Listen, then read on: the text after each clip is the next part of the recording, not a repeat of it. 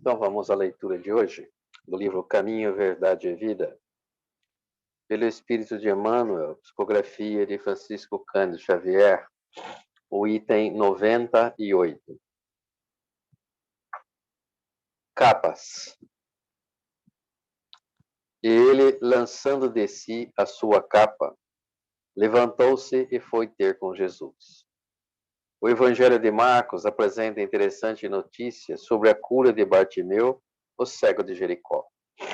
Para receber a bênção da divina aproximação, lança fora de si a capa, correndo ao encontro do Mestre, alcançando novamente a visão para os olhos apagados e tristes. Não residirá nesse ato precioso símbolo? As pessoas humanas exibem no mundo as capas mais diversas. Existem mantos de reis e de mendigos. Há muitos amigos do crime que dão preferência a capas de santos. Raros os que não colam ao rosto a máscara da própria conveniência. Alega-se que a luta humana permanece repleta de requisições variadas, que é imprescindível atender à movimentação do século. Entretanto, se alguém deseja sinceramente a aproximação de Jesus para a recepção de benefícios duradouros, lance fora de si a capa do mundo transitório e apresente-se ao Senhor tal qual é, sem a ruinosa preocupação de manter a pretensa intangibilidade dos títulos efêmeros, sejam os da fortuna material ou os da exagerada noção de sofrimento. A manutenção de falsas aparências diante do Cristo ou de seus mensageiros complica a situação de quem necessita. Nada peças ao Senhor com exigências ou alegações descabidas. Despe a tua capa mundana e apresenta-te a Ele sem mais nem menos. Então, essa leitura de hoje nos fala, né, das nossas máscaras. Aí no texto, né, fala das capas, né? E no mundo de hoje, principalmente, as pessoas não espiritualizadas, elas utilizam-se dessas máscaras, dessas capas, e se escondem através dessas falsas aparências. Então, Jesus disse, né, lobos em pele de cordeiro. E o corpo físico proporciona estas máscaras, estas capas, ou as posses materiais, onde esta natureza de seres se esconde. E nós, enquanto aqui encarnados, temos estes benefícios que mascaram as nossas emoções, mascaram atitudes e vai por aí afora. E o Evangelho de Jesus é muito esclarecedor em relação a isto, para que façamos a reforma interior, desvencilhando-nos desses vernizes, dessas capas, dessas máscaras, e sermos o mais autêntico possível, que é através desse exercício que estaremos burilando os nossos espíritos E estaremos nos preparando para a entrada no mundo espiritual, onde todas essas máscaras, todos esses vernizes, todos esses disfarces caem por terra. Lá somos o que somos, sem máscaras e, acima de tudo, sem o amortecedor de nossas emoções, que é o nosso corpo físico.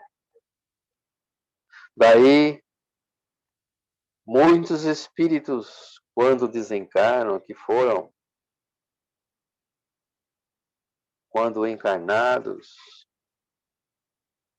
ludibriaram, enganaram, extorquiram e se utilizaram de todas as idiosincrasias, hipocrisias possíveis e imagináveis, no sentido de enganar, ludibriar, contornar. E quando no mundo espiritual se acham totalmente despidos, são o que são em essência. E daí, uma boa parte enlouquecer. E muitos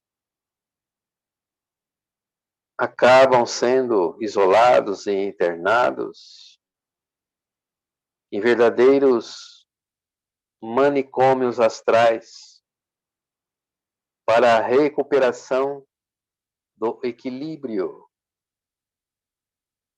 Tamanha é a loucura que acabam vivenciando em si. Então, de novo, os evangelhos, a prática constante,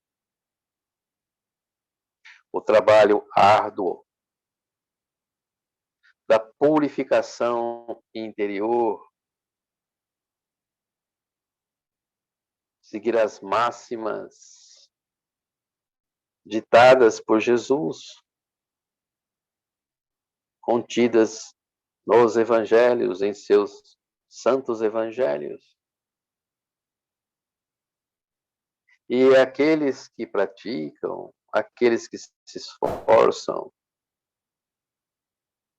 aqueles que têm na luta diária esta vigilância, a espiritualidade maior, os emissários de Jesus, mentores espirituais, se acercam do discípulo, do aprendiz, dando a ele toda a sustentação necessária para superar estas dificuldades, para superar estas sombras interiores que ainda teimam em ser extirpadas. Essas cristalizações que precisam ser desintegradas, pactos antigos que precisam ser desfeitos. Todo um trabalho de reconstrução do ser para que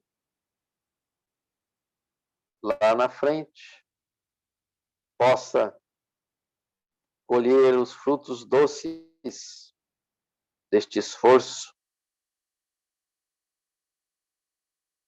que leva o espírito ao seu crescimento, à evolução, amadurecimento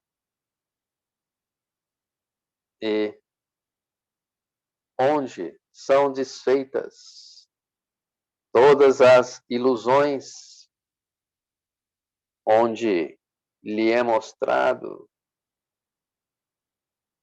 o quanto ainda precisa ser caminhado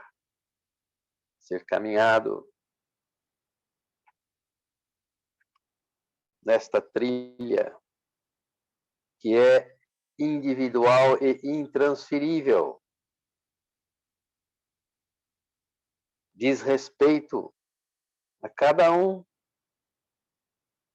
conforme o plantio ao longo das encarnações. E quando o espírito tem esta visão, pede de joelhos que sejam dadas as oportunidades para o ressarcimento. Muitas vezes, uma grande maioria não suporta o remédio amargo e novamente comete os mesmos desacertos, os mesmos erros, e muitos até aumentam os débitos, complicando futuras encarnações. Cabe a cada um de nós aqui o agradecimento pelo remédio ou remédios amargos que sofremos enquanto aqui encarnados. Tudo nos é ministrado para o nosso crescimento e evolução.